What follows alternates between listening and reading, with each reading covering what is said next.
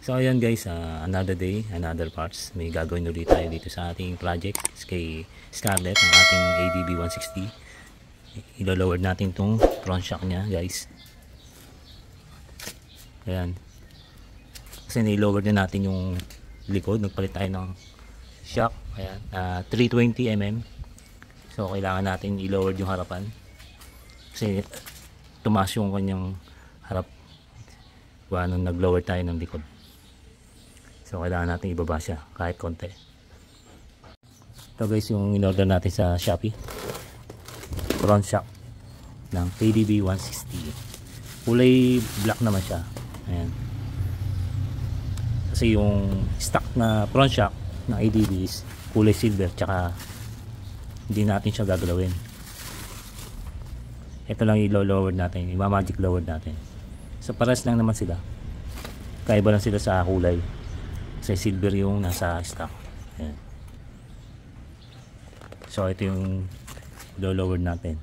Babaklasin natin to, di-dismantle para makita nyo kung paano mag-magic lower. Tara guys.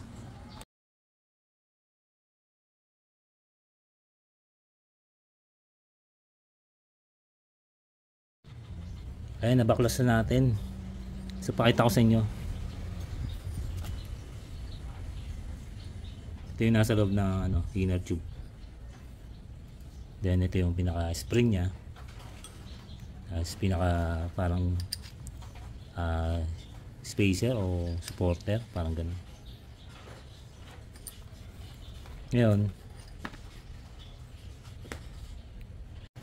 Ngayon guys, kailangan nyo ng valve spring o kaya clutch spring na ganitong kalaki, ganitong kataba, ayan butas, ganitong kataas, na kakasya rito sa yung pinaka shafting niya sa loob. Lalagay nyo lang dito yan. Ayan. So itong stock na spring nya is huwag nyo natanggalin guys. Ito na, dagdagan nyo lang siya. Ayan. Kahit pwede yung valve spring ng Mio guys. Ito kasi nakuha ko lang to doon sa aking mga toolbox na pang wave yata to, na clutch spring. Sakto lang dito sa loob yan. Kasi once na naglagay kayo ng spring dito, lalagay natin dito sa loob. Ayun. So mapapansin nyo, sukatin natin.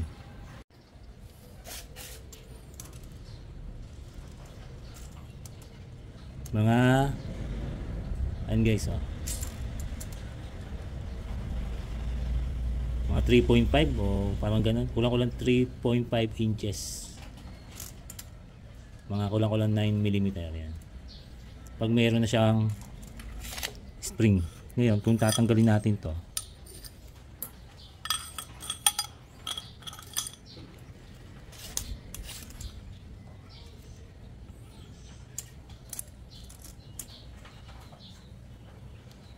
ayan guys, kulang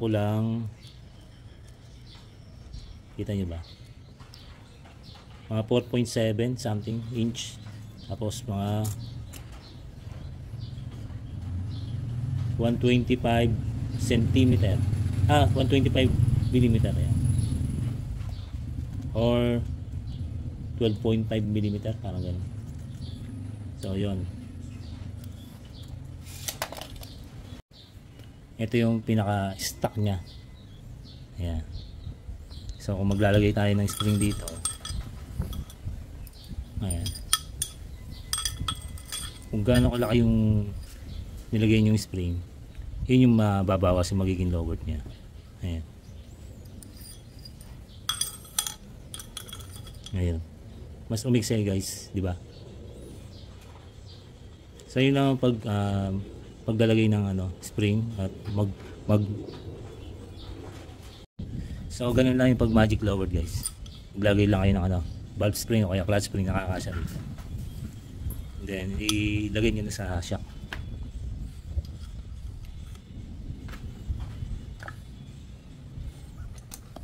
Ayun.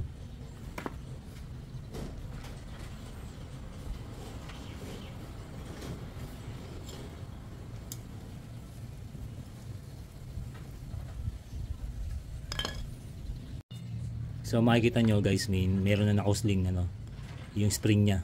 Kasi nung wala pa tayong ano, nilalagay na valve spring is nakalubog to hanggang dito. So yung nilagay natin na taas ng clutch spring o valve spring is same lang nito, yung itataas ito.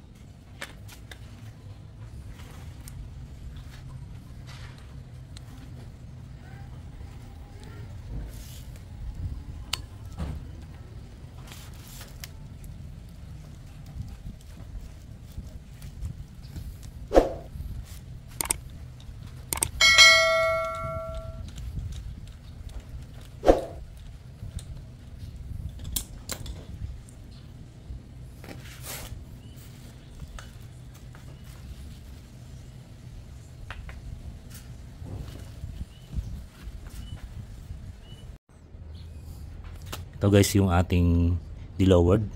So ito yung stock na height yan. Sukat natin.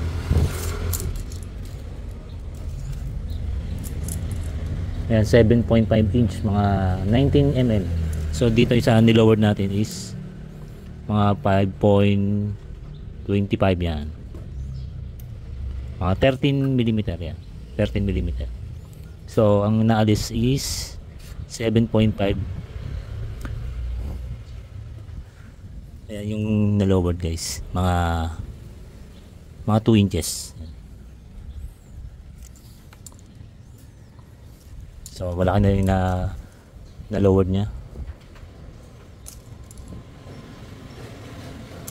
So yun, tanggalin natin yung stock na shock sa harapan.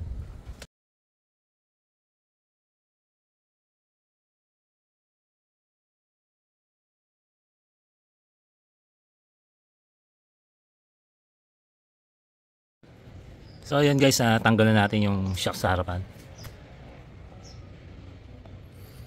So ito na yung difference.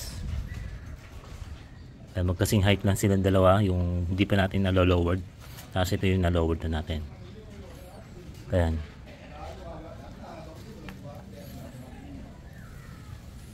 Same lang, gawa ng kulay itim lang naman ito nabili natin aftermarket. Ito yung stock na kulay silver. Then ito yung na-lowered na natin guys.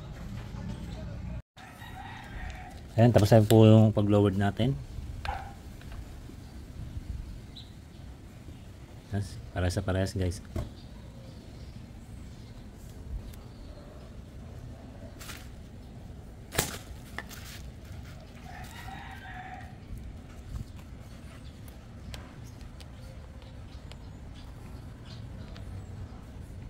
So after natin ma-lowered, kakabit na natin dito sa ADB. Tara.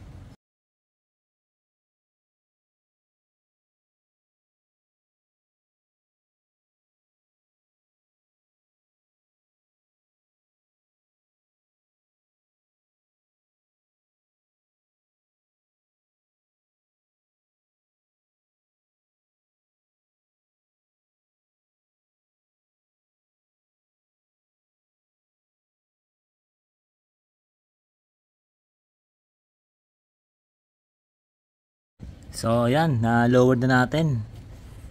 Naikapitan natin sa wakas yung ano. Medyo nahirapan tayo guys kasi aftermarket na kasi yung shock na nabili natin. So hindi naman siya original, kaya medyo mahirap.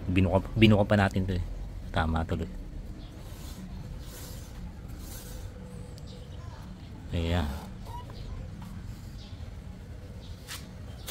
Yan, maiksi ng clearance niya. Dating sinukat natin is 5 inches. Ngayon guys is nasa mga 3.5 na lang siya.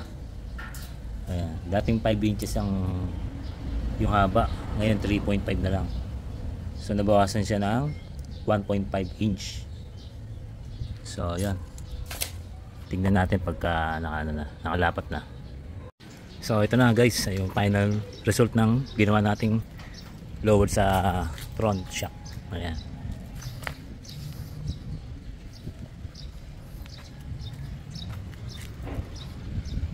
Ayan po yung pinakatindigan niya guys.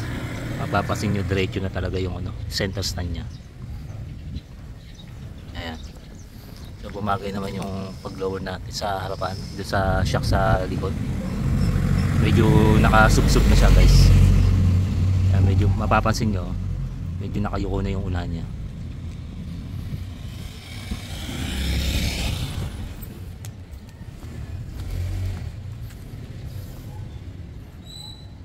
So ngayon i-side stand natin. Tingnan natin kung may sa-side stand pa natin. Ayan, naka-side stand na po.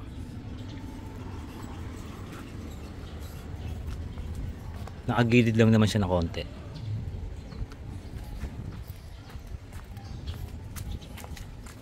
Ayan guys. Medyo naka-slant lang siya na konti. May sa-side stand pa naman, kaso delicate stand, pag nadali matutumba na.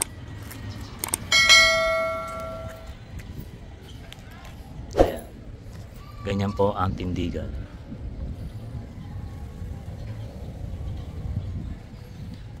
Napakaangas guys. Para sa akin, pero sa ibang hindi nakaka-appreciate. Yun lang naman masasabi ko. Pero ibabalik ko naman siya sa stock once na mag long ride kami. Mga plug and play naman siya. Kaya yung mga stock niya hindi ko naman gilalaw. So yun, at sana nakatulong yung video na ginawa natin. Sa mga gusto mag-subscribe na lang po. At pindot na lang po yung notification bell para updated kayo sa mga videos na gagawin natin guys. Yung mga DIY tutorial. Ayan. So yun, ride safe mga ka-ADB.